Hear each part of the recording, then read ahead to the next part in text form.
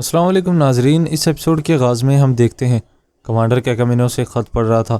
دکاس کھڑا کہہ رہا تھا، مجھے یہ پتہ نہیں ہے کہ تم اس سلجوق نام کی مصیبت سے کیسے جان چھڑواؤ گے جو تمہارے بیٹے نے سلطان کی حمایت کے بغیر پیدا کر ڈالی ہے۔ کیکامینوس کہتا ہے، پاگل مت بنو، شہنشاہ اپنی فوج کیوں نہیں بھیجیں گے بھلا؟ سلجوقی ہمارے لیے اوغوز اور رینجانگ سے زیادہ بڑا خطرہ ہے۔ اگر انہیں یہ پتہ چلا تو وہ سلجوقی جن کو تم نے غصہ دلایا ہے وہ واسپورکان اور تمہاری جان دونوں لے لیں گے۔ جس کے بعد دکاس وہاں سے چلا جاتا ہے۔ شہزادی کہتی ہے، چچا بات سنیں۔ کیکامینوس کہتا ہے، دوبارہ چچا مت کہنا، تم بھی اس واقعے میں شامل ہو، نکل جاؤ یہاں سے، کس چیز کا انتظار کر رہی ہو، جاؤ۔ جس کے بعد شہزادی بھی وہاں سے چلی جاتی ہے۔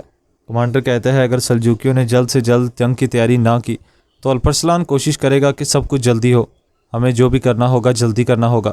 کیکامینوس وہاں پر اپنا سر پکڑ کر بیٹھ جاتا ہے۔ ادھر دوسری جانب ایک سپاہی انال صاحب کے پاس کھڑا کہہ رہا تھا، جو شخص رحم دل نہ ہو وہ کیسے فوج کی سربراہی اختیار کر سکتا ہے؟ ہمیں اس طرح کے برتاؤ کو کب تک برداشت کرنا ہوگا انال صاحب؟ انال صاحب کہتے ہیں، باقی سردار کیا کہتے ہیں؟ آدمی کہتا ہے، گکتاش اور تیمور صاحب ہمارے ساتھ ہیں، وہ بھی رحم دلی کی توقع کر رہے ہیں۔ انال صاحب کہتے ہیں، اگر کماندار روایات اور اخلاق کی پاسداری نہیں کرتا تو پھر فوج کے ان سرداروں سے کہیں، جا کر فوج کے مالک سے ان پر سوال کرے۔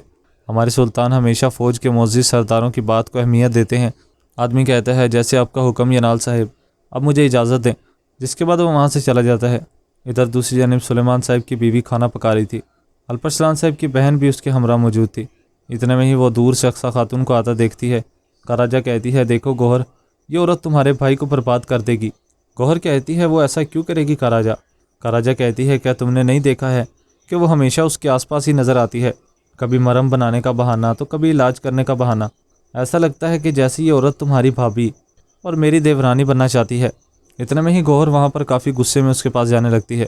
گوہر کہتی ہے، تم میرے بھائی کا خیال رکھتے ہوئے تھک چکی ہوگی، لاؤ یہ مجھے دو، میں لگا کر آتی ہوں بھائی کو۔ اتنے میں ہی وہ مرہم اس کے ہاتھوں سے کھینچ لیتی ہے۔ اقصی کہتی ہے، ٹھیک ہے آپ چلے جائیں۔ جس کے بعد وہ وہاں سے جانے لگتی ہے۔ اتنے میں ہی گوہر خاتون اندر داخل ہوتی ہے اور الپرسلان صاحب کی غیر موجودگی دیکھ کر کافی پریشان ہوتی ہے۔ گوہر کہتی ہے، کہاں چلے گئے ہیں؟ بھائی جان چلے گئے ہیں۔ جس کے بعد وہ باہر آ کر شور مچانے لگتی ہے۔ چاغری صاحب بھی یہ سن لیتے ہیں اور کہتے ہیں، یہ سب کچھ کیا ہے؟ جس کے بعد وہ سب لوگ باہر آتے ہیں۔ گوہر خاتون کہتی ہے، میرا بھائی کہاں پر ہے؟ کیا تم لوگ یہاں پر نہیں تھے؟ کیا تم لوگوں نے دیکھا نہیں ہے؟ بھائی جان چلے گئے ہیں، خیمہ خالی ہے۔ سب لوگ اندر داخل ہوتے ہیں۔ گوہر خاتون اپنے والد کو بھی بتاتی ہے، میں آپ کو بتا رہی ہوں کہ بھائی کہیں چلے گئے ہیں، خیمہ بالکل خالی پڑا ہے۔ سلجان خاتون کہتی ہے، اس سب کا کیا مطلب ہے؟ چاغری صاحب کہتے ہیں، الپرسلان صاحب کہاں پر ہیں؟ ایسا کیسے ہو سکتا ہے؟ آپ لوگ یہاں پر کیا کر رہے تھے؟ وہ آپ کے سامنے سے یا آپ کے پیچھے سے نکل گیا ہے۔ ہم جانتے ہیں کہ اس کے پاس کوئی پر نہیں ہے اور نہ ہی وہ اڑ کر جا سکتا ہے۔ کس چیز کا انتظار کر رہے ہو؟ جاؤ، اپنے سردار کو تلاش کیے بغیر واپس مت آنا۔ جس کے بعد سب لوگ وہاں سے جانے لگتے ہیں۔ چاغری صاحب اپنے آدمیوں سے کہتے ہیں، تم لوگوں نے اسے یہاں سے کیسے جانے دیا؟ ایک سپاہی کہتا ہے، ہم نے تو دیکھا بھی نہیں جناب۔ چاغری صاحب کہتے ہیں، اگر تم لوگوں کو ٹھیک سے نظر نہیں آتا تو پھر تم لوگ کس چیز کے محافظ ہو؟